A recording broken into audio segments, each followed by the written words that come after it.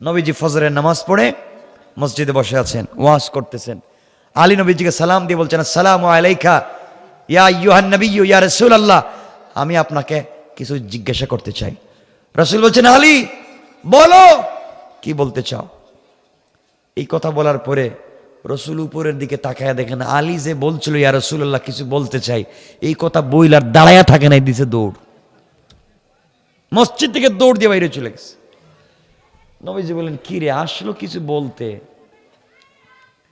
না বইলে আবার চলে গেল। আরো কিছুদিন পরে আলী, ইয়া রাসূলুল্লাহ আমি কিছু বলতে চাই। নবীজি বলছেন, বলো।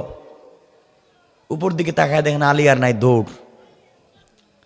বাহিরে গিয়ে উসমান আর আবু বকররে কয়, এই ভাই তোমাদের কি দুশ্মনী আছে আমার সাথে? তোমরা রসুলের কাছে আমার কি প্রস্তাব নিয়ে পাঠাইছো? যদি ওর মায়ের শুরু করে আমার মসজিদের ভিতরে, আমি খাটো বেটে, টাকা পয়সা নাই, তার ঘরে থাকি,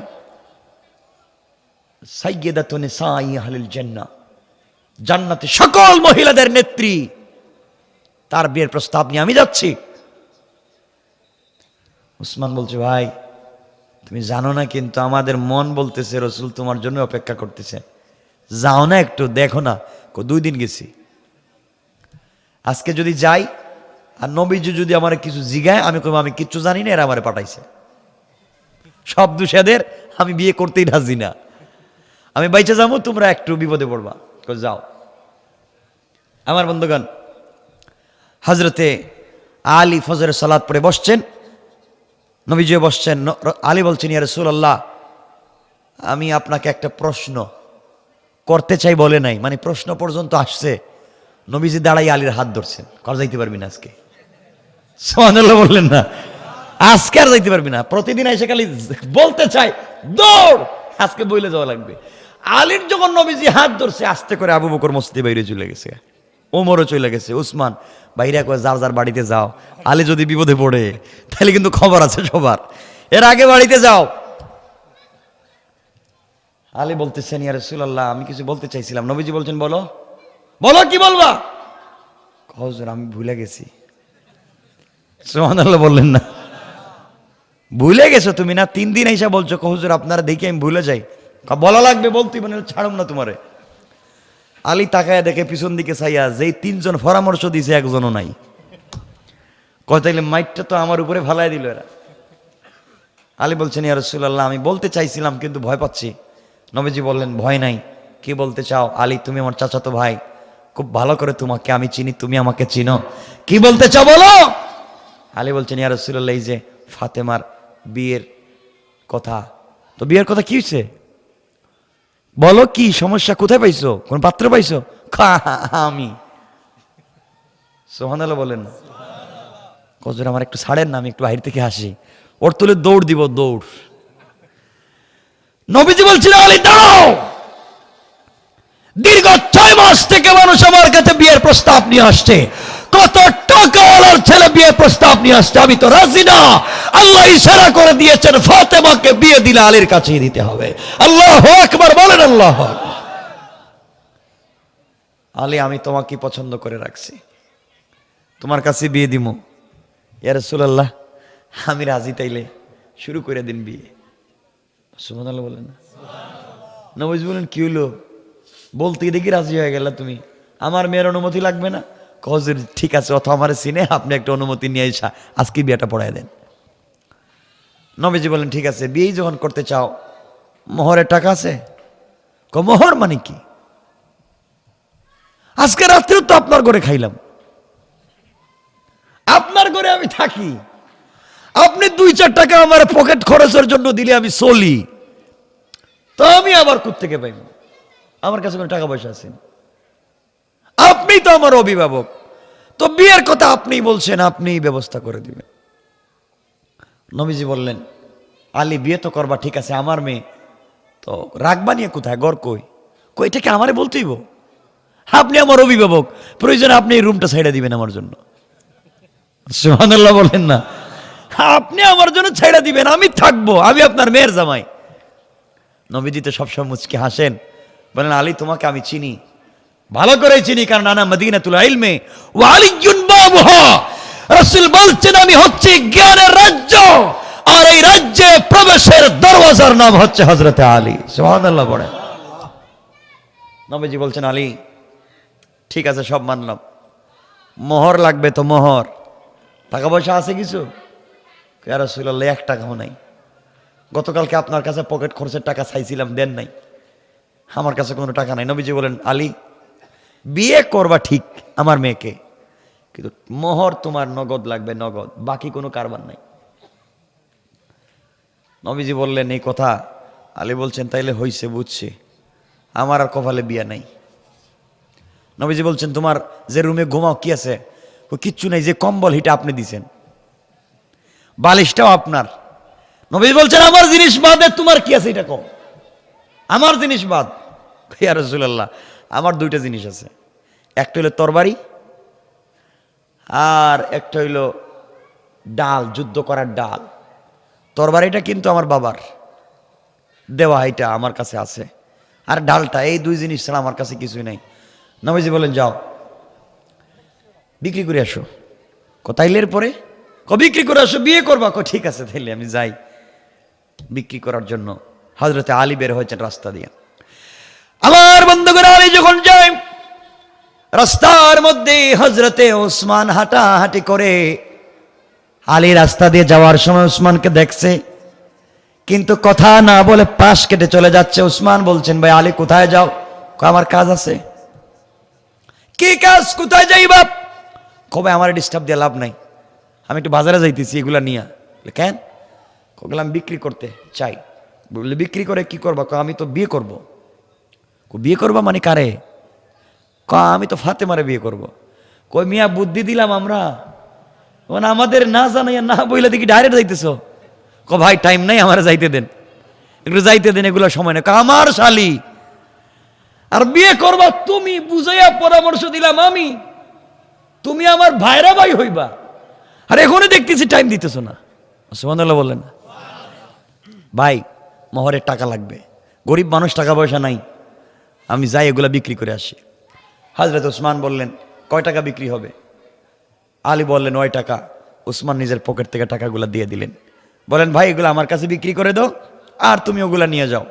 হযরতে আলী টাকাগুলা নিয়ে রাসূল পাকের কাছে দিলেন। রাসূল পাক মোহর দিয়া দিলেন, নগদ মোহর দিয়া দিলেন। বিয়ে শুরু হলো। হযরত ওসমান চিন্তা করলেন বিয়েটার পরামর্শ দিয়েছি আমি, তার ডাল তরবারি কিনেছি আমি, আর আলীর তো ডাল তরবারির বড়ই প্রয়োজন। হযরত ওসমান এসে আলী এবং ফাতেমার বিয়েতে এই ডাল আর তরবারি আবার গিফট করে দিলেন। সুবহানাল্লাহ বললেন না? উসমানকে চিনেন, বিয়াও হলো, মোহরের টাকাও হলো, আলী তার ঢাল তরবারিও পাইলো, কার কাছে হাত পাতা লাগলো না। বলেন না সুবহানাল্লাহ। ইসলাম কত সুন্দর, ইসলাম কত সুন্দর।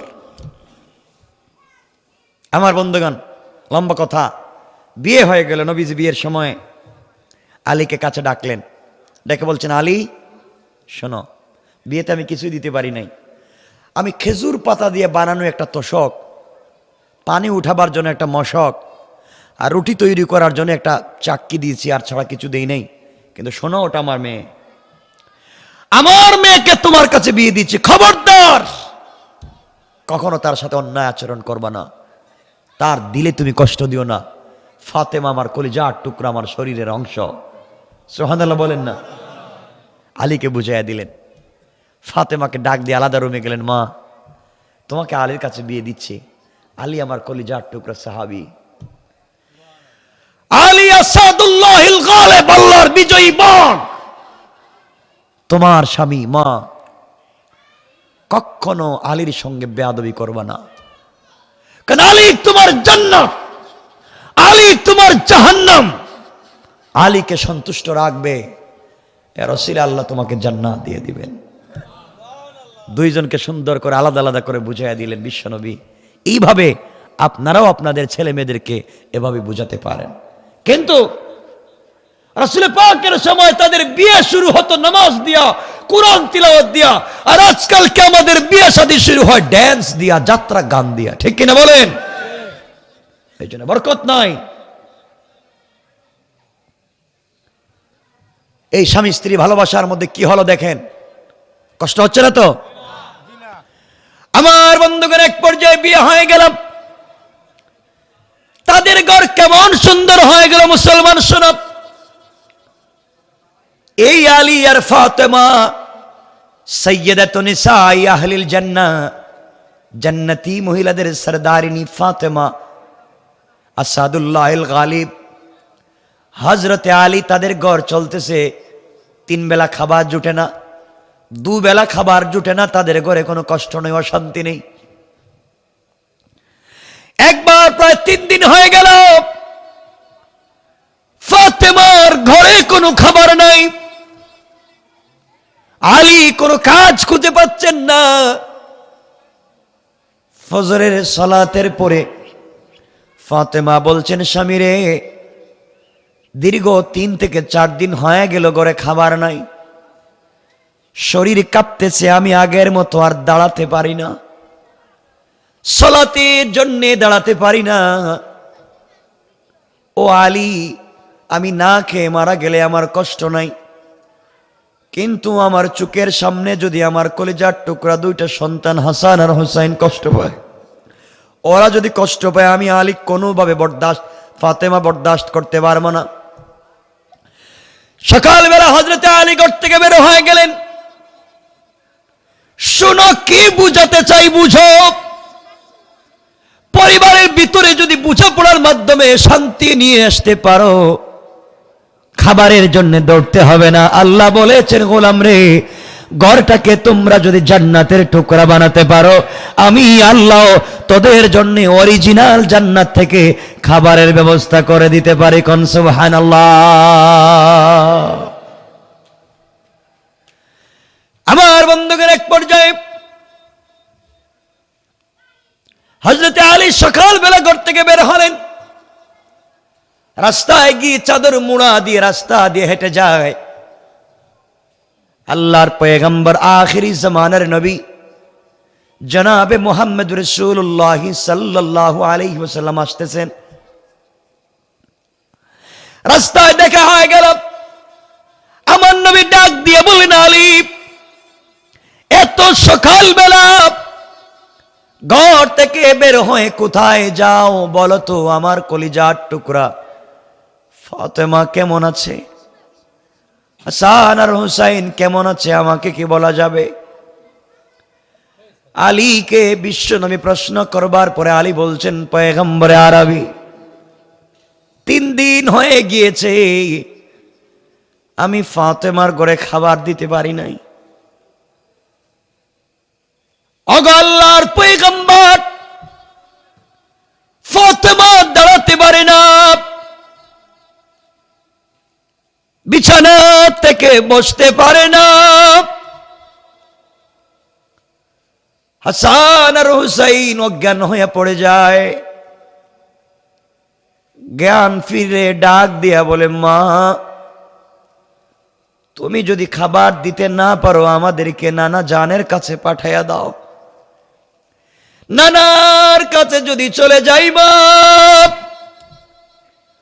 আর খাবারও যদি না থাকে, আমরা আমাদের কলিজার টুকরা নানার চেহারার দিকে যদি তাকাইবা, একটা বার যখন নানার চেহারার দিকে তাকাই, তখন মনে হয় আমাদের 1000 বৎসরের পেটের ক্ষুধা দূর হয়ে যায়। আগো পয়গম্বরে আরবি, ঘরের ভিতরে খাবার নাই, সকালবেলা বের হয়েছি, কেউ যদি আমাকে কাজে নেই তাহলে কাজে যাব। আল্লাহর পয়গম্বর চোখের পানি ছেড়ে কাঁদলেন আর বলেন, আহারে, আমার মেয়ে ফাতেমা, আজকে তার ঘরে খাবার নাই, মানুষ খাবার নষ্ট করে। আল্লাহর নবী বললেন, আলী রে, এই যে সামনে একটা খেজুর গাছ দেখা যায়, খেজুর গাছের নিচে গিয়ে বলবা আমি রসুল বলেছি, আল্লাহর নাম নিয়ে বলবা যেন তোমাকে কিছু খেজুর দেয়। হযরতে আলী দৌড়াইয়া খেজুর গাছের নিচে পৌঁছে গেলেন। গিয়ে দেখেন খেজুর গাছে খেজুর থাকবে তো দূরের কথা, একটা পাতাও নাই। গাছ যেন মরে দাঁড়িয়ে আছে, এমন একটা খেজুর গাছ। আলীর মনে বিশ্বাস ছিল, আল্লাহর পয়গম্বর বিশ্ব নবী পাঠিয়েছেন, বিশ্বাস ছিল আল্লাহর উপরে। খেজুর গাছের নিচে গিয়ে সালাম দিয়ে রাসূল পাকের সালাম পৌঁছে দিয়ে বলেন, খেজুর গাছ, নবীজি বলে দিয়েছেন আল্লাহর হুকুমে আমাকে কিছু খেজুর দেওয়ার জন্য। বলতে দেরি হয়েছে, রিওয়ায়াত হলো এমন সময় এই খেজুর গাছ থেকে তাজা তাজা খেজুর গাছের নিচে পড়তে দেরি হয় না। হযরত আলী কিছু খেজুর নিজে খেলেন, পকেটে নিলেন বা ব্যাগে নিলেন, বাড়িতে পৌঁছে গেলেন, মনে বড় আনন্দ। সংক্ষেপ করে বুঝাতে চাই যে কথা শুনেন। বাড়িতে যাওয়ার পরে হযরতে ফাতেমাকে দিলেন, হাসান হুসাইনকে দিলেন। খাওয়ার পরে কিছু খেজুর জমে গেল, থেকে গেল। এবার আলী বলছেন, ফাতেমা, জীবনে তুমি আমার কাছে কিছুই চাও নাই, জীবনে তুমি আমার কাছে কিছু চাইলে না, আজ যদি তুমি আমার কাছে কিছু চাও আমি তোমাকে দিব, নিয়ে এসে দিয়ে দিব। ফাতেমা বলছেন, স্বামী রে, আমার ঘরের ভিতরে 3 বেলার খাবার নাই, ঘরের ভিতরে দামি কোনো বিছানা নাই, ওয়াইড আলমারি, শোকেস নাই, টাইলস নাই, সিরামিক্স নাই, এসি নাই, এয়ার কন্ডিশন নাই, আমার ঘরে কিচ্ছু নাই। কিন্তু আমার ঘরটা আপনার প্রতি ভালোবাসায় ভরা, আমার আর কিছুই লাগবে না, দুনিয়ার জমিন থেকে না খেয়ে মরে যেতে চাই, কিন্তু কিয়ামতের দিনে আমি যেন আমার স্বামী তোমাকে না হারাইয়া যায়। কেমন ভালোবাসা ছিল পরিবারে। খাবার নাই, দামি কোনো জিনিস নাই, দিন থাকলে কেমন ভালোবাসা তৈরি হয়ে যায়। বন্ধুগণ, আলী বলছেন, ফাতেমা, আমার কাছে কিছু খেজুর আছে, বিক্রি করে তোমার জন্য আজকে কি আনবো বলো, জীবনে একটা কাপড় চাইলে না। ফাতেমা বললেন, স্বামীরে কিছুই চাইব না, কারণ জানি তোমাকে দিয়ে লজ্জা দিতে চাই না, কিন্তু দীর্ঘদিন থেকে আমি তো অসুস্থ, না খেতে খেতে জ্বর হয়ে গিয়েছে, আমার মন চায় তুমি যদি আমার জন্য একটা ডালিম আনতে পারো, আনার আনতে পারো, ডালিম, আমার কলিজাটা ঠান্ডা হয়ে যাবে, জীবনে কিছুই চাইলাম না, একটা ডালিম চাইলাম। হযরত আলী বলছেন, স্ত্রী, তুমি ডালিম চেয়েছো, আমি নিয়ে আসবো। কি বুঝাতে চাই শুনো। হযরত আলী রাদিয়াল্লাহু তাআলা আনহু বাজারে গিয়ে খেজুরগুলাকে বিক্রি করে দিলেন, একটা ডালিম কিনলেন, একটা আনার কিনলেন, পকেটে নিলেন। মনে বড় আশা, আহারে আমার স্ত্রী ফাতেমা জীবনে কিছুই চায় নাই, কোনদিন আমার কাছে একটা টাকার কোনো জিনিস চাইল না, খেয়ে না খেয়ে করে পড়ে আছে, এরপরেও ভালোবাসার কমতি নাই। আজ আমার কাছে মাত্র একটা ডালিম চেয়েছে, ডালিম নিয়ে বাড়িতে যাই, মন খুলে নিজের হাতে ভেঙ্গে স্ত্রীকে খাওয়াবো। মনের ভিতরে ভালোবাসা, প্রেম নিয়ে ঘরের দিকে আসা শুরু করে দিলেন। এদিকে আসমানের উপরে আল্লাহর ফেরেশতারা বলা বলে শুরু করে দিলেন। আল্লাহর পয়গম্বরের সাহাবীরা আল্লাহর রাস্তায় শুধু দান খয়রাত করে যায়। একজন ফেরেশতা বললেন, থাকলে দেয়, না থাকলে কে কারে দেয়। আরেকজন ফেরেশতা বলতেছেন, নবীজির সাহাবীদের চরিত্র হলো থাকলেও দেয়, না থাকলেও দেয়। আল্লাহ ডাক দিয়ে বললেন, ফেরেশতারা, এই ব্যাপার নিয়ে ঝগড়া করার দরকার নাই, কে তাকায়া দেখো, আমার একটা গরিব গোলাম সাহাবী আলী বাড়িতে যায়, আমার আলীকে পরীক্ষা করে দেখো, আমার আলীর চরিত্র কেমন, তার পরিবারের চরিত্র কেমন। একজন ফেরেশতা মানুষের সুরত ধরে ভিখারির বেশে চাদর দিয়ে মুড়া দিয়া রাস্তার মধ্যখানে বসে বসে কাঁপতেছে আর কাঁপতেছে। আলী যখন রাস্তা দিয়ে চলে যায়,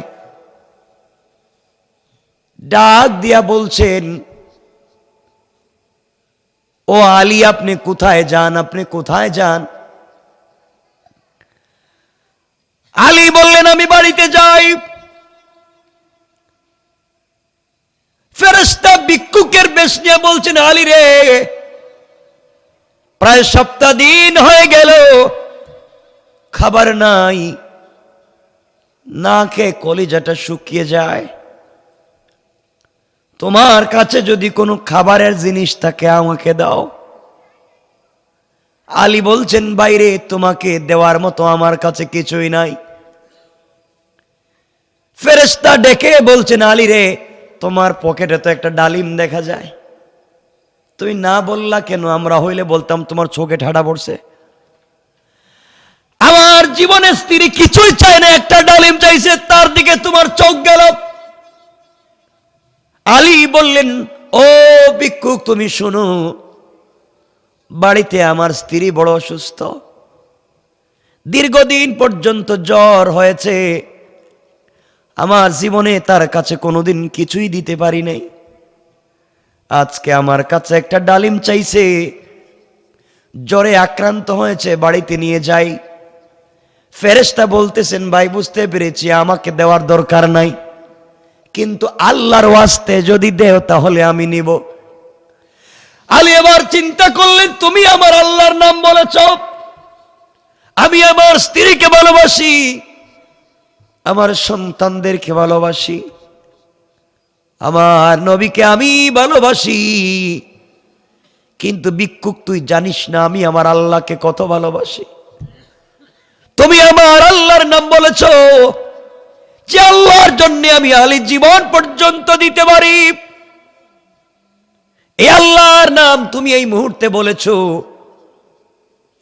ও ভিক্ষুক, আল্লাহর নাম বললে কাউকে ফিরিয়ে দেওয়া যায় না, কিন্তু ডালিম আছে মাত্র একটা, তোমাকে দিয়ে দিলে বাড়িতে গিয়ে কি জবাব দিব? ভাইরে, তুমি অর্ধেকটা খেয়ে ফেলো, অর্ধেকটা বাড়িতে নিয়ে যাই। হযরত আলী ডালিম অর্ধেক এই ফকির বেশের ফেরেশতাকে দিয়ে দিলেন, অর্ধেক ডালিম নিয়ে বাড়ির দিকে রওনা দিলেন। ফকির ডাক দিয়ে বলছে, আলী রে, আপনি যাইয়েন না, আপনি আমার সামনে বসে পড়েন, আপনার চেহারা দেখে দেখে আমি খাবো, আমার কলিজাটা ঠান্ডা হয়ে যাবে, আপনি সুযোগ দেন। হযরত আলী বসে পড়লেন। এই ভিক্ষুক বেশের ফেরেশতা ডালিমের অর্ধেক খাওয়ার পরে বলতেছে, আলী রে, আমি তো অর্ধেক ডালিম খেয়েছি, আমার মনে হয় আমার কলিজার অর্ধেক ঠান্ডা হয়ে গিয়েছে, বাকি অর্ধেকটা যদি দেও পুরা কলিজা ঠান্ডা হয়ে যাবে, শান্তি পাবো। আলী ডাক দিয়া বললেন, বাইরে তোমার কি বিবেক নাই? আমি আমার অসুস্থ স্ত্রীর জন্য নিয়ে যাই, তুমি কি বলছো? ভিক্ষুক ডাক দিয়া বলছে, আলী রে, আমার জন্য না, তুমি যদি আল্লাহর ওয়াস্তে দাও। সুবহানাল্লাহ বললেন না? এবার আলী বললেন, আবার আমার আল্লাহর নাম বলেছ, আমার আল্লাহর নাম যেহেতু আবার নিয়েছো, আমি তোমাকে বাকি অর্ধেকও দিয়ে দিলাম। বাকি অর্ধেক দিয়ে এখন বাড়ির দিকে যায়, আর চিন্তা করে এখন কেমনে বাড়িতে যাব, এক কদম যায়, দুই কদম পিছনে যায়, বাড়িতে গিয়ে কি জবাব দিব স্ত্রীকে? স্ত্রী যদি বলে, একটা ডালিম বলছিলাম আনতে পারলা না, তুমি কেমন জামাই? কথা বলেন না কেন? তোমার কাছে একটা ডালিম চাইলাম, তুমি দিতে পারলা না। হযরত আলী কষ্ট করে সারাদিন ঘোরাঘুরি করে সন্ধ্যার পরে বাড়িতে ঢুকে গিয়েছেন। বাড়ির ভিতরে ঢুকে দেখেন স্ত্রী ঘরের ভিতরে হাঁটাহাঁটি করতেছেন। হযরতে ফাতেমা মাথায় হাত দিয়ে দেখেন জ্বর অনেকটুকুন কমে গিয়েছে। কথা না বাড়িয়ে ফাতেমাকে বললেন, ফাতেমা চলো ঘুমিয়ে যাই। এর অর্থ হলো কোনোভাবে যেন তার মনে ডালিমটা না আসে, তাহলে বেইজ্জত হয়ে যাব, বেইজ্জতি থাকবে না। ঘুমিয়ে গিয়েছেন আর আল্লাহর কাছে বলতেছেন, আল্লাহ তাআলা কোনোভাবে যদি ডালিমের কথা মনে না হয়, এভাবে যদি রাত্র শেষ হয়ে যায়, সকাল বেলা আমি একটা ব্যবস্থা করে দেব। এইভাবে চিৎকার করে করে কান্না করে ঘুমিয়ে পড়লেন। রাত্র যখন গভীর হয়ে গিয়েছে, দুনিয়ার মানুষ ঘুমিয়ে গিয়েছে, এমন সময়ে হযরতে আলী শুনেন কে যেন দরজায় ডাক দিছে। আলী বললেন, কে রে, কে দরজায় ডাক দিলা? বাহির থেকে আওয়াজ আসছে, আনা সালমান ফারসি, আমি রাসূলের প্রিয় সাহাবী সালমান ফারসি। ও সালমান, তুমি এত রাত্রে আমি আলীর দরবারে ঘরে কেন আসছো? বাইরে তুমি দরওয়াজা খুলে দাও, খুলে দাও, তোমার জন্য সুসংবাদ নিয়ে এসেছি। এই মুহূর্তে আল্লাহ রাব্বুল ইজ্জত ওয়াল জালাল তোমার জন্য জান্নাত থেকে ডালিম পাঠিয়ে দিয়েছে। আল্লাহু আকবার। হযরত আলী দরজা খুলে দিলেন, ডালিমগুলা হাতে নিলেন, এক একটা করে গুনতে লাগলেন। আমার বন্ধুগণ, গোনা হলো, গনে দেখেন 9টা ডালিম। জিজ্ঞেস করলেন, সালমান তুমি আমার সঙ্গে কেন দুষ্টামি করলা? হয়তো তুমি কারো গাছ থেকে নিয়ে এসেছো, অথবা কেউ দিয়েছে, আল্লাহ দেন নাই। হযরতে সালমান বলছেন, আলী রে, তুমি কেমনে বুঝলে আল্লাহ দেন নাই? আলী বলছেন, ভাই সালমান, আজকের দিনে আমি আল্লাহর রাস্তায় একটা ডালিম দান করেছি। আর আমার আল্লাহ বলেছেন, মান জাবিল হাসানাতি ফালাহু আশরু আমসালিহা, যে আল্লাহ রাস্তায় 1 দিবে, কমপক্ষে আল্লাহ দিলে তাকে 10 দিবেন। আজ তুমি আমি আল্লাহর রাস্তায় একটা ডালিম দিয়েছি, আল্লাহ দিলে তো আমাকে 10টা দিবে, এখানে দেখতেছি 9টা। সুবহানাল্লাহ বললেন না? এই জন্যে বুঝতে পেরেছি আল্লাহ পাঠান নাই। তুমি কোনো বাগান থেকে নিয়ে এসেছো, আমার সঙ্গে দুষ্টামি করেছো। সালমান বললেন, ভাই একজন বলছিল 10টা দিবে, দিছে 9টা, তো আমার দোষকে আপনারা এখানে না কেন? আলী ডাক দিয়া বললেন, সালমান, আমি যদি মনে করতাম আমার আল্লাহর নাই, গরিব ফকির, তাহলে মানতাম। আমার আল্লাহ তো গরিব না। যদি মেনে নিতাম আমার আল্লাহ খুব কৃপণ, দেয় না, তাও মেনে নিতাম, আল্লাহ তো কৃপণ না, দানশীল। তাহলে 9টা দিবে কেন? 10টা দেওয়ার কথা, আরো বাড়িয়ে দেওয়ার কথা। তুমি বুয়া কার গাছ থেকে নিয়ে এসে আমাকে বুঝাচ্ছ, চলে যাও। হযরতে সালমানকে ঘর থেকে বের করে দরজা লাগায় দিলেন। আবার ঘরের দরজায় নক করলেন। হযরতে আলী দরজা খুলে দিলেন। সালমান বলছেন, ভাই আলী রে, আল্লাহর রাসূল আমাকে ঠিক 10টা দিয়েছিলেন, আল্লাহ 10টাই জান্নাত থেকে পাঠাইছেন। তোমার ঈমান পরীক্ষা করবার জন্য একটা আমার পকেটে রেখে দিয়েছিলাম। সুবহানাল্লাহ বললেন না? বুঝতে চাইছিলাম তোমার ঈমান কেমন। দেখলাম রাসূলের সাহাবীরা 10এ বিশ্বাস করে, 9এ বিশ্বাস করে না। এমন ঈমান একদিনে তৈরি হয় না। পরিবারের ভিতরে যদি আন্তরিকতা থাকে, এমন ঈমান তৈরি হতে পারে, কোন ঠিক কিনা? আমার বন্ধুগণ, কষ্ট হচ্ছে ভাই? শোয়া 12টা হয়ে গেছে, সঙ্গে করে দিই, লম্বা করার দরকার নেই। হ্যাঁ, বাপরে বাপ, গতকালকে একটা 10 হয়েছে, তো আজকে 10 পর্যন্ত করবো না? গতকালকে উঠছে দেরিতে, তো আজকে উঠলাম তো অনেক আগে উঠলাম। কয় ঘন্টা হয়েছে হিসাব আছে? 2 ঘন্টার উপরে। কষ্ট হচ্ছে না? কয় না, কষ্ট হচ্ছে দেখতেছি যে মাঝে মাঝে মুরব্বীরা উঠে 1জন 2জন বসে প্রস্রাবে ধরে, মানে হাজত আছে। কষ্ট হচ্ছে? একটু হাত উঠে দেখান কার কার কষ্ট হচ্ছে না। হচ্ছে না বলছি, ঠিক আছে না? কষ্ট হচ্ছে না তো? আল্লাহ কবুল করুক। জোরে বলেন, আর আওয়াজ করে বলেন, চিৎকার করে বলেন আমিন। এমন পরিবার চাইতো? ইনশাল্লাহটা বলেন না। আমার বন্ধুগণ, আমার ভাইরা, কথা তো লম্বা, আমি পরিবারকে বুঝাতে চাই। কি বুঝাতে চাই শুনেন। আমার ভাইরা, পরিবারকে সুন্দর পরিবার করুন, বুঝাপড়ার পরিবার বানান।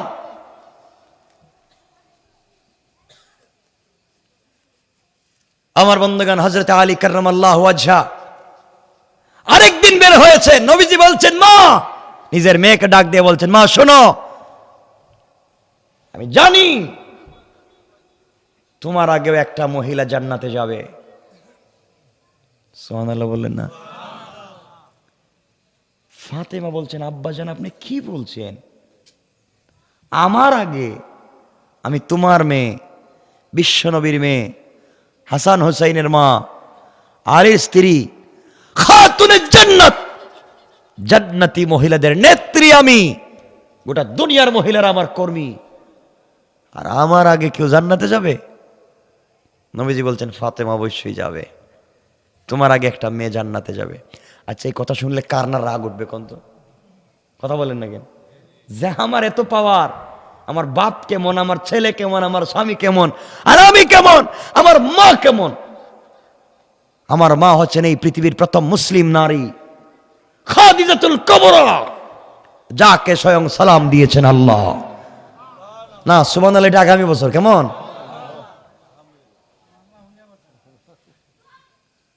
এমন মায়ের মেয়ে, এমন বাবার মেয়ে, আর আমার আগে একটা মহিলা জান্নাতে যাবে, বাপ বিশ্বাস করি না, আপনি আমার এটা বুঝেন কেমনে?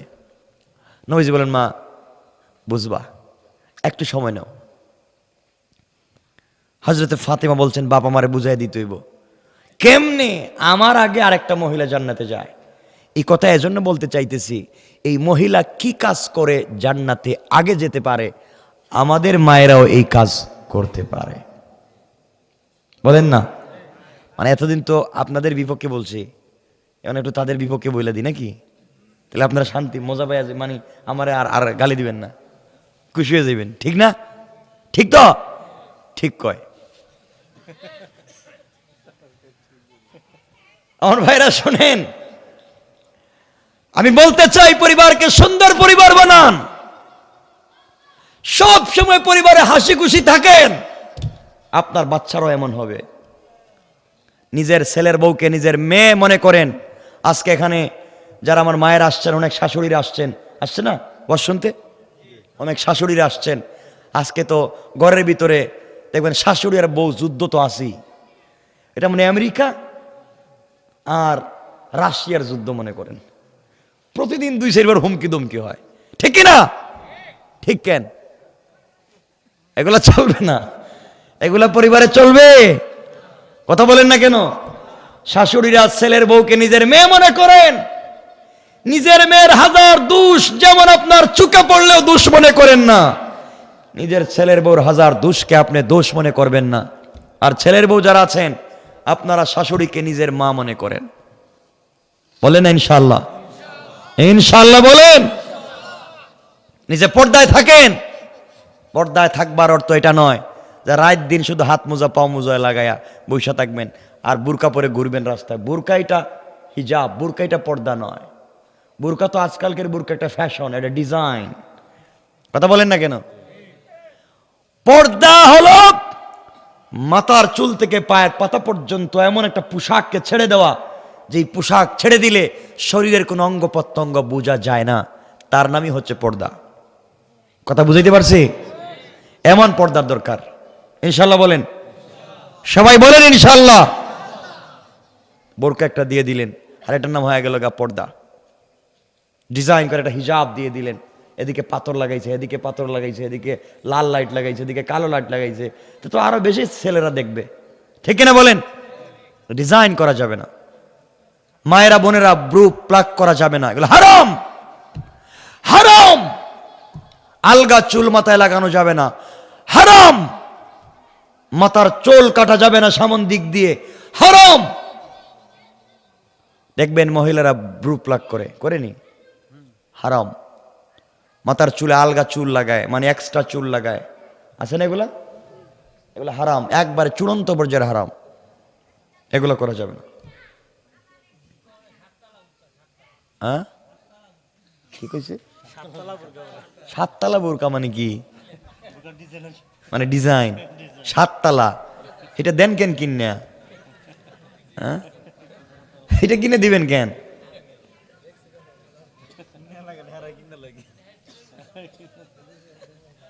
মহিলাদেরকে মার্কেটে দিবেন কেন? তাদের নিজের মতো চলতে দিবেন কেন? ঘরকে সুন্দর ঘর বানান। ফজরের সময় বাচ্চা কাচ্চা সহ নারী পুরুষ সবাই ঘুম থেকে উঠে যান, পরিবারের সবাই ওযু করেন, নামাজ শুরু করেন। ঘরকে সুন্দর করে দিবেন কে? আওয়াজ করে বলেন কে? হযরতে ফাতেমাকে রাসূল পাক বলছেন, মা তোমার আগে একটা মেয়ে জান্নাতে যাবে। ফাতেমা বলছেন, বাপ এগুলো বুঝি না, আমার আগে জান্নাতে যাবে, মেয়েটারে দেখাই লাগবে না? দেখা লাগবে না? না আপনাদের দেখা লাগবে নি না জানা লাগবে? এই মেয়েটা কে? সেই মেয়ে যে আমার আগে জান্নাতে যাবে, সে কাজটা কি করছে আমি জানতে চাই। নবীজি বললেন, মা তুমি জানতে পারবে। এর আগে তোমার কাছ থেকে একটা ঘটনা জানতে চাই। কি ঘটনা বাবা? ঘটনা হলো, মা তোমাকে যে আমি একটা শাড়ি দিয়েছিলাম, বিয়ের সময় একটা কাপড় দিয়েছিলাম, কাপড়, এই কাপড়টা কোথায়? আমি তোমাকে কিছুই দিতে পারি নাই, বিয়ের দিনে একটা গিফট দিয়েছিলাম কাপড়, ওটা কোথায়? বাবা আমি এগুলো বিক্রি করে দিয়েছি। মা বড় কষ্ট পেলাম, তুমি কাপড়টা বিক্রি করে দিয়েছো শুনে।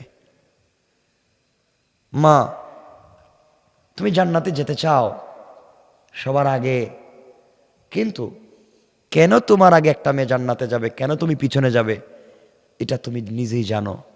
ফাতেমা বলছেন, আব্বাজান আমি তো জানি না। আমার বন্ধুগণ, তাহলে সেদিকে আমরা যাই। একবার দীর্ঘদিন হয়ে গেল, ফাতেমার ঘরের ভিতরে যখন খাবার নাই, ঘরের ভিতরে রান্নার ব্যবস্থা নাই, হযরতে ফাতেমা দাঁড়াতে পারেন না, বসতে পারেন না।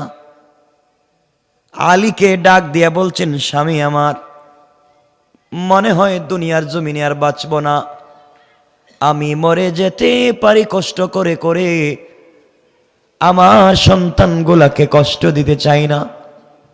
আলী বাবা আমার কাছে একটা কাপড় দিয়েছেন, ওই কাপড়টা তুমি বাজারে বিক্রি করে দিতে পারো, জয় টাকা পাও, ওই টাকা দিয়ে খাবার এনে আমার সন্তানদেরকে দাও। মনোযোগ দিয়ে শুনেন কি বুঝাতে চাই। হযরত আলী কাপড় নিয়ে বাজারে পৌঁছে গেলেন।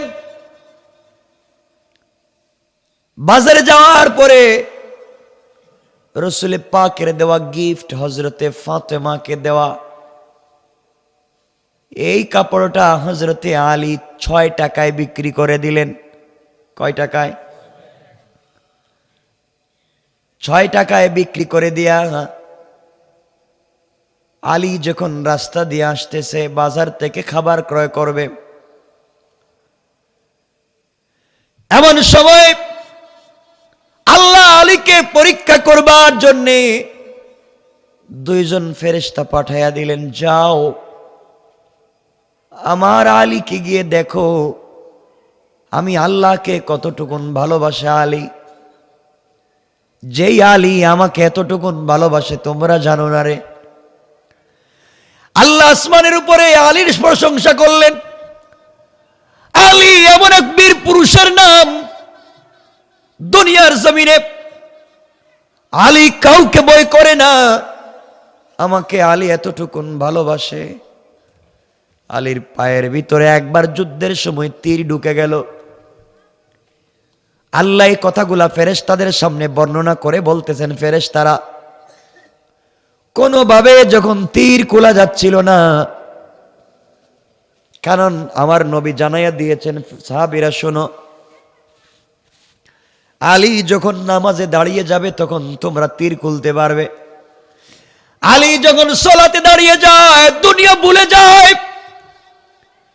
একমাত্র আমি আল্লাহ ছাড়া আর কারো কথা মনে থাকে না। এই আলী যখন নামাজে দাঁড়িয়ে যায়, টান দিয়ে গোশত ছিঁড়ে গেছে, তীর খুলে ফেলছে, আলী কিছুই বলতে পারে নাই। কারণ দুনিয়ার জমিনে আলী যখন নামাজে দাঁড়িয়ে যায়, তখন একমাত্র আমি আল্লাহ ছাড়া আর কাউকে চিনে না। ফেরেশতারা বললেন, আল্লাহ তাআলা আলীকে পরীক্ষা করা দরকার। আলী যদি আপনাকে তো ভালোবেসে থাকে, আলীকে আমরা পরীক্ষা করতে চাই। আল্লাহ বলেন, আলী 6 টাকা নিয়ে রাস্তা দিয়ে বাজারে যায়, দেখো গিয়া দুইজন দাঁড়াইয়া রাস্তায় কাঁপতেছে আর কাঁদতেছে, সালাম দিয়ে বলছে, আলী আমাদের দুইজনের পরিবার, আমরা ভিনদেশী মানুষ, এই দেশে আমাদের বাড়ি না। আয়েশা আমরা বিপদে পড়ে গিয়েছি, আল্লাহর ওয়াস্তে যদি আমাদেরকে কিছু দেও, আমরা সন্তানদের জন্য নিব। আল্লাহর নাম যখন বলেছেন, পকেটের মধ্যে 6 টাকা আছে, স্ত্রীর কাপড় বিক্রি করা টাকা, বাজারে যাবেন কিছু ক্রয় করবেন এই জন্য রেখেছিলেন। কিন্তু দুর্ভাগ্য হলো, তারা যখন আল্লাহর নাম বলেছে, আলী সবকিছু ভুলে গিয়েছেন। আলী চিন্তা করেন, আমার সন্তান, আমার স্ত্রী না খেয়ে মরে যেতে পারে, কিন্তু আমার সামনে যদি কেউ আমার আল্লাহর নাম বলে, তাকে আমি খালি হাতে ফিরিয়ে দিতে পারি না। তিনি বললেন, শোনো রে, আমার আল্লাহর নাম যেহেতু বলেছ, তোমাদেরকে খালি হাতে ফিরিয়ে দেওয়া যায় না। এই কথা বলে 6 টাকা বের করে ওদেরকে দান করে দিলেন, যাও নিয়ে যাও। আমার বন্ধুগণ, আমি জানতে চাই, কাপড় ছিল, কাপড় আসেনি? কথা বলেন না কেন? কাপড়ও নাই, টাকাও নাই, খাবার কিনে নিয়ে যাওয়ার মতো ব্যবস্থা নাই। আলী আল্লাহর কাছে কান্না করে বলছে, আল্লাহ তাআলা এই মুহূর্তে আমি কি করতে পারি আল্লাহ তাআলা? আলী কান্না করে করে সামন দিকে যায়। কিছু দূর যাওয়ার পরে দেখে একটা লাল ঘোড়া নিয়ে একজন লোক দাঁড়িয়ে আছে। আলীকে দেখে ডাক দিয়ে বলছে, আলী রে, তুমি কি ঘোড়াটা ক্রয় করবা? আলী ডাক দিয়ে বলেন, ভাই আমার কাছে 1 টাকাও নাই, আমি ঘোড়া কিনবো কেমনে? বিক্রেতা বলছে, ভাই আলী রে, তুমি যদি কিনো, তোমাকে আমি বাকিতে বিক্রি করব, তবে 100 টাকায় তোমার কাছে আমি বিক্রি করব। আমার ঘোড়া তুমি নিয়ে যেতে পারো, বিক্রি করে আমার টাকা আমাকে দিবা, লাভ তুমি নিয়ে যাও। আলী চিন্তা করলেন, বাকিতে যখন ঘোড়া দিতে চায় আমি নিয়ে যাই। আলী ঘোড়া নিয়ে বাজারে পৌঁছে গেলেন। বাজারে যাওয়ার পরে একজন লোক এসে আলীকে বলছে, তোমাকে তো চিনি লাগে, এত সুন্দর ঘোড়া কত টাকায় বিক্রি করতে চাও? আলী চিন্তা করলেন, আমি আবার কয় টাকা দাম বলবো, জানি না কিছুই। তিনি বললেন, ভাইরে, তুমি বলো কয় টাকা দিয়ে কিনে নিবা? লোকটা বলছে, তোমার ঘোড়াটাকে আমি 160 টাকা দিব। সুবহানাল্লাহ বলেন। আলী চিন্তা করলেন, 160 টাকা মানে 100 টাকা মালিকরে দিলে 60 টাকা লাভ, দামাদামি করে লাভ নাই, এমন কাস্টমারকে ফিরিয়ে দেওয়া যায় না। তিনি বললেন, ভাই আলী, ভাই কাস্টমার, ক্রেতা, আপনি ঘোড়াটা নিয়ে যান, 160 টাকা দেন। সংক্ষেপ করে ঘটনা বুঝাতে চাই, 160 টাকা দিয়ে ঘোড়াটা বিক্রি করে রাস্তায় এসে ঘোড়ার মালিককে 100 টাকা দিয়ে দিলেন। আছে কত? আল্লাহর রাস্তায় দিনে দান করেছিলেন কত? 6 টাকা। আল্লাহ বলছেন, 1 দিলে 10। আলী, তুমি আজকে 6 টাকা আমি আল্লাহর রাস্তায় দান করে যে উদারতা দেখিয়েছ, আমি আল্লাহ সন্ধ্যা হওয়ার আগে আগে 6 10 60 টাকার মালিক বানাইয়া দিলাম। আল্লাহু আকবার বলেন। কেমন রব! আলী এবার বাজারে গিয়েছে, মন বড় খুশি। আগে 6 টাকার খাবার কিনবার কথা ছিল, এখন বাজারে গিয়ে 60 টাকার কিনছে। কম হইছে না বেশি? খাবার কিনে কাঁধের মধ্যে নিয়েছেন, স্ত্রীর জন্য কিছু কেনাকাটা করেছেন। বাড়ির দিকে যান, কাঁধের মধ্যে বস্তা, বাড়ির দরজায় গিয়ে হাজির হয়ে গিয়েছেন।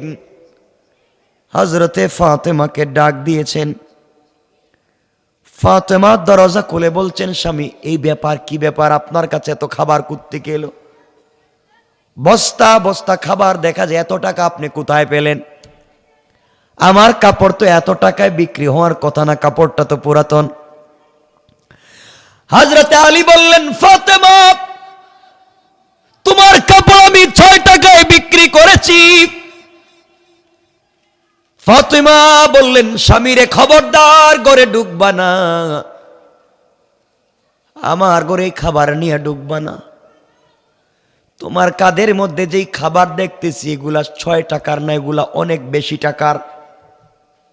যেই লোকটার পকেটে 1 টাকাও ছিল না, সে এত টাকা কোথায় পেল? ও স্বামী, আমি না খেয়ে মারা যেতে পারি, সন্দেহজনক কোনো হারাম খাবার আমি ফাতেমার ঘরে ঢুকতে দিব না। আগে বলো টাকা পাইছো কোথায়? এত টাকার খাবার আনছো কেন? টাকা কোথায় পেয়েছো? আলী বলছেন, স্ত্রী রে, তুমি আমাকে জানো ভালো করে আমি কেমন লোক। আমি অন্যায় করবার মতো লোক না। তুমি আমাকে ঘরে ঢুকতে দাও, তোমার কাছে খুলে বলবো। ফাতেমা বলছেন, না না, এখানে বলেন।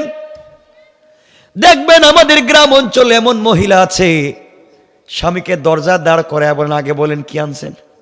কথা কোন থেকে আসেনি এগুলো? কি আনছেন আগে বলেন, ঘরে ঢুকতে দিতাম না। আসেনি? এখন খুব খুশি আপনারা। আমাদের এলাকায় গ্রামগঞ্জে এমন মহিলা আছে। ও যুবক, তোমাদেরকে বলছি, কিছু যুবক আছে বিয়ের আগে মা বাপকে দেখতে পারে, বিয়ার পরে বউ যা কয় তাই শুনে মা বাপরে আর দেখতে পারে না। কথা বলেন না কেন? এখন খুশি। হ্যাঁ, এখন আওয়াজ বাড়তেছে দেখতেছি, আমি রূপ বুঝতেছি আপনাদের। এমন স্ত্রী ও এলাকায় পাওয়া যায়, বিয়ের পরে এলাকার বড় হুজুরের কাছে যায়, গিয়ে বলে, হুজুর আমাকে একটা গরম তাবিজ দেন। কি তাবিজ? ও কেমন গরম তাবিজ?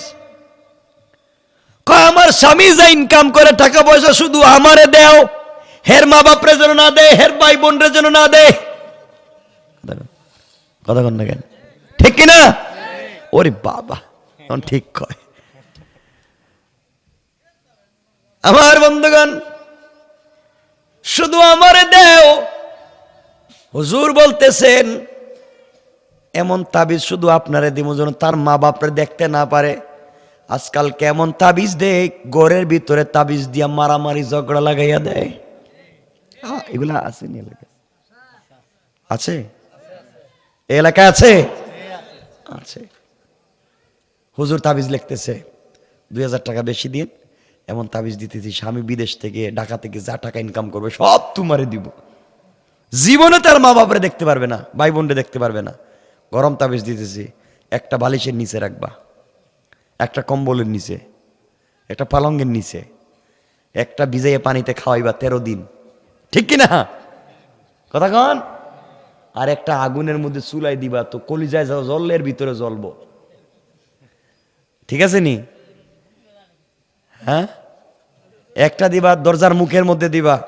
আর আরেকটা তাবিজ, যে তাবিজ লেইকা দিছো এই হুজুরের কপালে ঠাডা পড়বার জন্য।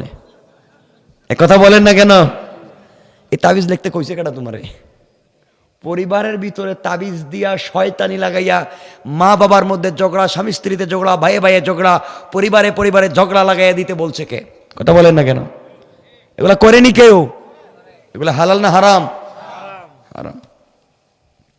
আমার বন্ধুগণ,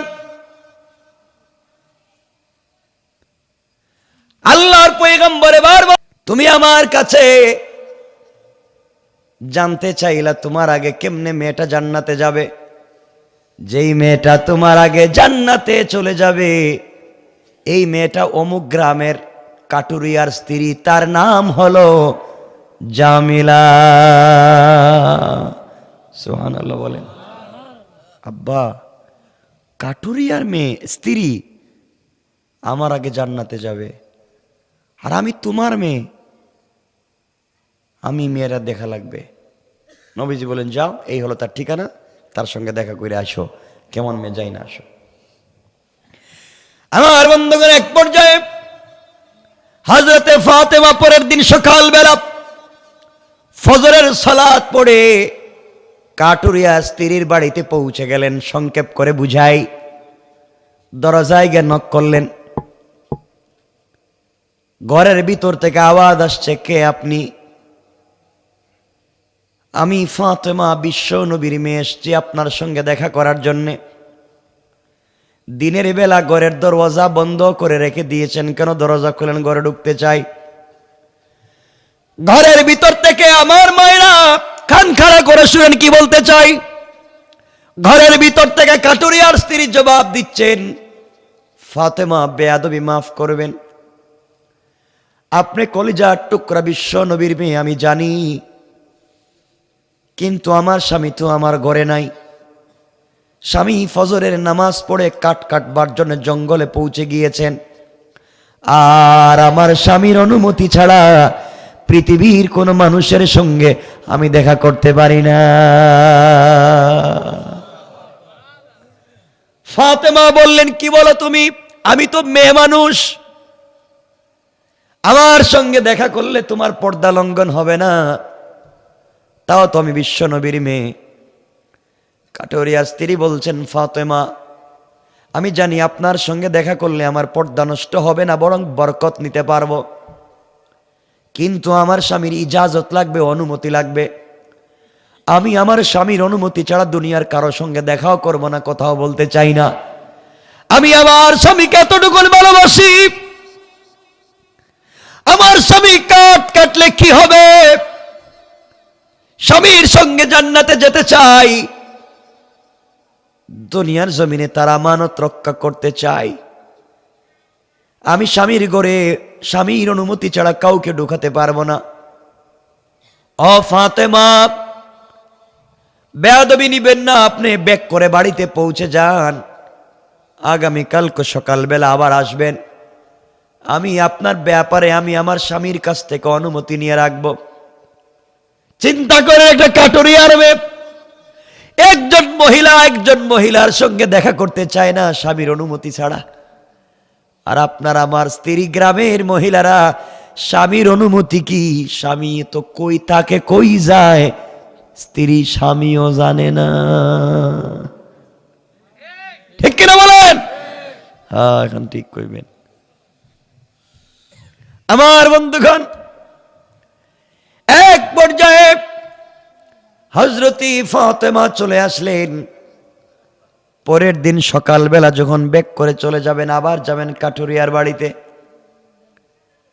হযরতে হাসান জড়াইয়া বলছেন, মা, গতকালকে সকালবেলা কোথায় গিয়েছিলা? তোমাকে খুঁজে পাই না, আজ আমাকে না নিয়ে তুমি যাইতে পারবা না। ফাতেমা ডাক দিয়া বললেন, বাবারে, আমাকে একা যেতে দাও। হাসান বলছেন, আম্মা জান, তুমি আমাকে না নিয়ে যাইতে পারবা না। ফাতেমা বললেন, বাবা চলো, আমার সঙ্গে চলো। হযরতে ফাতেমা হাসানকে নিয়ে চলে গেলেন।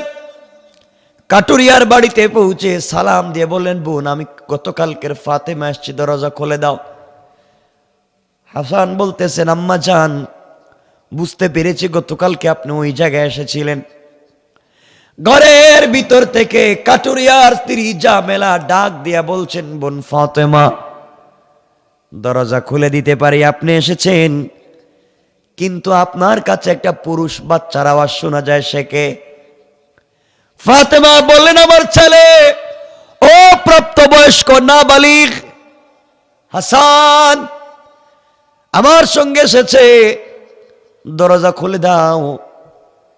কাটুরিয়ার স্ত্রী জামেলা বলছেন, বোন ফাতেমা, বেয়াদবি নিবেন না, আমি আমার স্বামীর কাছ থেকে আপনার ব্যাপারে অনুমতি নিয়ে রাখছি, কিন্তু হাসানের সঙ্গে দেখা করবার অনুমতি নেই নাই। আপনি আজও ব্যাক করে চলে যান, আগামীকালকে আসবেন, আমি হাসানের ব্যাপারেও অনুমতি নিয়ে রাখবো। পড়েন সুবহানাল্লাহ। ফাতেমা বললেন, বোন রে, আমার ছেলে নাবালিগ ছেলে তার সামনে বের হলে কিছু হবে না। কাটুরিয়ার স্ত্রী বলছেন, ফাতেমা আমি জানি কিছু হবে না, কিন্তু আমার স্বামী তো আমাকে অনুমতি দেয় নাই, আর আমার স্বামী অনুমতি না দিলে আজরাইল ছাড়া ঘরে কাউকে ঢুকতে দিতে পারি না। চিন্তা করেন কেমন আমানতদার। হযরতে ফাতেমা আজবিক করে চলে আসলেন। পরের দিন সকালবেলা তিনি যখন চলে যাবেন, হযরতে হুসাইন মাকে জড়াইয়া বলতেছে, আম্মা জান,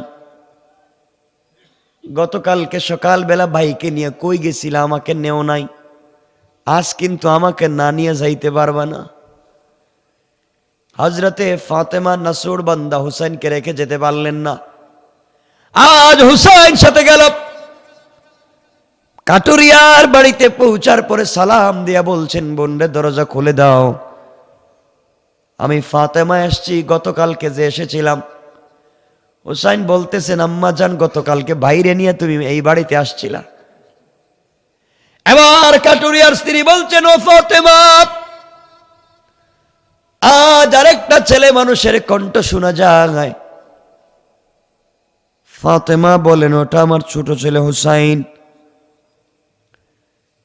জামেলা বলছেন, বোন বেয়াদবি নিবেন না, আপনি চলে যান, আজও আমি দেখা করতে পারবো না, কারণ হুসাইনের ব্যাপারে স্বামীর সঙ্গে কোনো কথা বলি নাই, আর স্বামীর অনুমতি ছাড়া আমি দুনিয়ার কারো সঙ্গে কথা বলতে পারবো না, দেখা করতে পারবো না। বিরক্ত হয়ে চলে আসলেন। চতুর্থ দিন গিয়েছেন, একা একা গিয়েছেন, দরজায় নক করে বলছেন, ফাতেমা এসছি, দরজা খোলো। মহিলা দরজা খুলে সালাম দিয়েছেন। ফাতেমা ঘরের ভিতরে ঢুকলেন। ঘরের ভিতরে ঢুকে কি আশ্চর্য কারবার! ঘরের দরজার মধ্যে দেখা যায় একটা দড়ি রাখা, ঘরের দরজা একটা ছড়ি রাখা মানুষকে পিটাবার জন্যে, ঘরের দরজার সামনে একটা চাকু রাখা, ছুরি রাখা। জিজ্ঞাসা করলেন, ও জামেলা, এগুলা কি? জামেলা বলছেন, ফাতেমা, আমি সব সময় স্বামীর আনুগত্য থাকতে চাই, আমার গলার কণ্ঠস্বর যেন কোনো কারণে স্বামীর উপরে না যায়, সকল কাজে আমি স্বামীকে সন্তুষ্ট করতে চাই, কোনোভাবেই যেন স্বামীর সঙ্গে আমার বেয়াদবি না হয়ে যায়। এরপরেও কোনো কথায় স্বামী যদি আমার কোনো কাজে কষ্ট পায়, ঘরের দরজায় দড়ি রেখে দিয়েছি, স্বামীকে বলে দিয়েছি, স্বামী রে, আমার কোনো আচরণে যদি আপনি কষ্ট পান, এই দড়ি দিয়ে আমাকে আচ্ছা মতো করে বাঁধবেন, এই ছড়ি দিয়ে আচ্ছা মতো করে আপনি পিটাইবেন, এই ছুরি দিছি, বড় অপরাধ করলে হত্যা করে দুনিয়া থেকে বিদায় দিবেন। আমি আমার স্বামীর বিরুদ্ধে চলে স্বামীকে কষ্ট দিয়ে দুনিয়ার জমিনে এক মিনিটও থাকতে চাই না।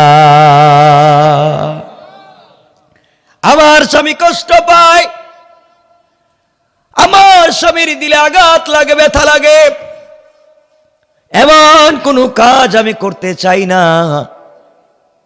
আমি স্বামীর ভক্তি, স্বামীর সাথে জান্নাতে যেতে চাই। হযরতে ফাতেমা চোখের পানি ছেড়ে দিলেন, বাড়িতে ব্যাক করে চলে আসলেন। বাবার কাছে লম্বা কথা, বাবার কাছে গিয়ে বলেন, আব্বা জান, মহিলার বাড়িতে গিয়েছিলাম, মহিলার চরিত্র সম্পর্কে জেনেছি, সব বুঝলাম, ওই মহিলা জান্নাতি, এতে সন্দেহ নাই। স্বামীকে বড় ভক্তি করে, স্বামীর শ্রদ্ধা করে, স্বামীকে সম্মান করে, স্বামীর কণ্ঠের উপরে কথা বলতে চায় না। সব ঠিক আছে, আমি মানছি বাবা জান্নাতি, কিন্তু আমার আগে কেমনে জান্নাতি আমাকে বুঝাও, আমাকে বুঝাও, আমার আগে কেমনে জান্নাতে যাবে। নবীজি বললেন, মারে, ও মা, তুমি শুনো, ওই মেয়েটা স্বামীর সঙ্গে কি আচরণ করে। একটা কথায় স্বামীকে কষ্ট দিতে চায় না। আর তুমি চিন্তা করো, ওই দিনের ঘটনা, যেই দিন আলী খাবার নিয়ে তোমার ঘরের দরজায় গিয়েছিল, মা রে, তুমি আমার মেয়ে হাসান হুসাইনের মা, তোমার স্বামীকে দরজায় দাঁড় করাইয়া তুমি কেন হিসাব চাইলে? মারে, তুমি তো আলী গড়ে গেলেও সুন্দর করে বলতে পারতে, কথা বলেন ঠিক কিনা? সুন্দর করে আলী গড়ে গেলে বুঝাইয়া বলতে পারতে, ঠান্ডা মাথায় বলতে পারতে।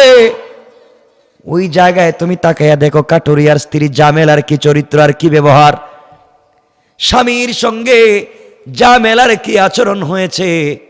ওই দিন তুমি আলীর সঙ্গে কি আচরণ করেছ? আলীর সঙ্গে ওই একটা কথা বলেছ তুমি, জামেলা জিন্দেগি তুই কাজটা করে নাই। এই জন্য তোমার আগে এক পয়েন্ট পৌঁছে গিয়েছে, তোমার আগে জান্নাতে যাওয়ার জন্য স্বামীর সন্তুষ্টি তার জন্য বড় কাজ করে দিয়েছে। বলেন সুবহানাল্লাহ। ফাতেমা বলছেন আব্বাজানের পরেও বুঝি নাই, বলেন। এবার নবী বলছেন ফাতেমা তাহলে বুঝো,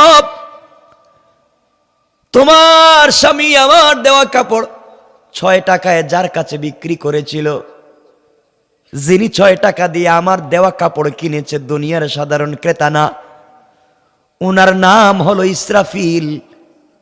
ইসরাফিলকে আল্লাহ আসমান থেকে পাঠাইয়া দিয়েছিলেন, তিনি কাপড়টা ক্রয় করে নিয়ে জান্নাতে রেখে দিয়েছেন।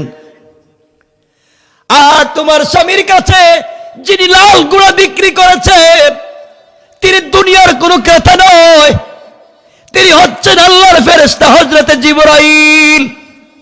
জান্নাত থেকে লাল গুঁড়া নিয়ে এসেছে, আলীর কাছে বিক্রি করে দিয়েছেন। আলী বাজারে গিয়া যার কাছে গুঁড়াটা বিক্রি করেছে, তিনি আল্লাহর আরেকজন রহমতের ফেরেশতা, তার নাম মিকাইল। তিনি গুঁড়াটা ক্রয় করে জান্নাতে নিয়ে রেখে দিয়েছেন, আর আমার দেওয়া কাপড়টাও জান্নাতে রেখে দেওয়া হয়েছে। মারে, তুমি যেই দিন জান্নাতের ভিতরে যাবে, আল্লাহ তোমাকে জান্নাতে যাওয়ার জন্য একটা গুঁড়া দিবেন। এই গুঁড়া হবে ওই লাল গুঁড়া। গুঁড়া চলতে গেলে তুমি থাকবে গুঁড়ার পিঠে, গুঁড়ার লাগাম লাগবে। ওই লাগাম হলো তোমার বিক্রি করা সেই 6 টাকার কাপড়। কোন সুবহানাল্লাহ। এই কাপড় হবে ওই দিন গুঁড়ার লাগাম। ওই গুঁড়ার পিঠে থাকবে তুমি সওয়ার। আমি যেমন গুঁড়ার পিঠে থাকবো, আমার গুঁড়ার লাগাম থাকবে বেলালের হাতে। মারে, তুমিও থাকবে গুঁড়ার পিঠে, আর গুঁড়ার লাগাম থাকবে কাটুরিয়ার স্ত্রী জামেলার হাতে। সুবহানাল্লাহ বলেন। বেলাল যেমন আমার আনুগত্য করে আমাকে ভালোবাসে, জিন্দেগি শেষ করে দিল, বিনিময়ে আমার গুঁড়ার লাগাম ধরবার সুযোগ পেয়েছে। কাটুরিয়ার স্ত্রী জামেলা স্বামীর খিদমত করে এমন মর্যাদায় পৌঁছে গিয়েছে, আল্লাহ তাকে তোমার গোড়ার লাগাম ধরবার সুযোগ করে দিয়েছে। এই জন্য আমি লম্বা করতে চাই না, মা বোনদেরকে বোঝাতে চাই, রে মা, জান্নাতে যদি যেতে হয় অবশ্যই স্বামীর সন্তুষ্টি লাগবে। স্বামী যদি আপনাকে ডাক দেয় গভীর রাত্রে তার কাছে যাওয়ার জন্যে, আপনার শরীরে যদি অসুস্থতা না থাকে, শরীরে কোনো সমস্যা না থাকে, আর সারা রাত্র যদি স্বামীর গলা জড়াইয়াও আপনি ঘুমাইয়া যান, সারা রাত্রে নফল ইবাদত করলে যেই সওয়াব, আল্লাহ এই সওয়াব আপনার আমলনামায় দান করে দিবে। কোন স্ত্রী যদি স্বামীর চেহারার দিকে তাকায়া মুস্কি হাসে, কোন স্বামী যদি স্ত্রীর চেহারার দিকে তাকায়া মুস্কি হাসে, কপালে চুম্বন দিয়ে ঘর থেকে বের হয়ে যায়, আল্লাহ বলছেন একটা মকবুল হজ করলে যেই সওয়াব, আল্লাহ এই সওয়াব স্বামী স্ত্রীর আমলনামার মধ্যে দিয়ে দিবেন। পড়েন সুবহানাল্লাহ। আল্লাহ বলছেন যেই করে স্বামী স্ত্রীর মধ্যে ভালোবাসা হবে, একজন আরেকজনকে বুঝবেন, আল্লাহ রাব্বুল ইজ্জত ওয়াল জালাল ওই পরিবারের ভিতরে 71 জন ফেরেশতা পাঠায়া সব সময় 24টা ঘন্টা তাদের জন্য, পরিবারের জন্য রহমতের দোয়া করতে থাকেন। পড়েন সুবহানাল্লাহ। এজন্য আমরা শান্তি চাইতো, পরিবারে শান্তি চাইতো। মায়েদেরকে আরো বলছি শুনেন, আপনি যদি স্বামীকে সন্তুষ্ট করে কবরে যেতে পারেন, স্বামী যদি কিয়ামতের দিনে আল্লাহর কাছে বলে আমি স্ত্রীর উপরে সন্তুষ্ট, আল্লাহ কোনোদিন কোন স্ত্রীর আমলনামা চেক করবেন না, স্বামীর কথার উপরে আল্লাহ তাকে জান্নাতের ফয়সালা করে দিবে। এজন্যই মায়েরাও স্বামীর খিদমত করতে হবে, স্বামীদেরকে সন্তুষ্ট রাখতে হবে, ভালো ব্যবহার করতে হবে ইনশাআল্লাহ। বলেন ইনশাআল্লাহ। 3 ঘন্টার কাছাকাছি আমি কথা এখানে রেখে দিলাম।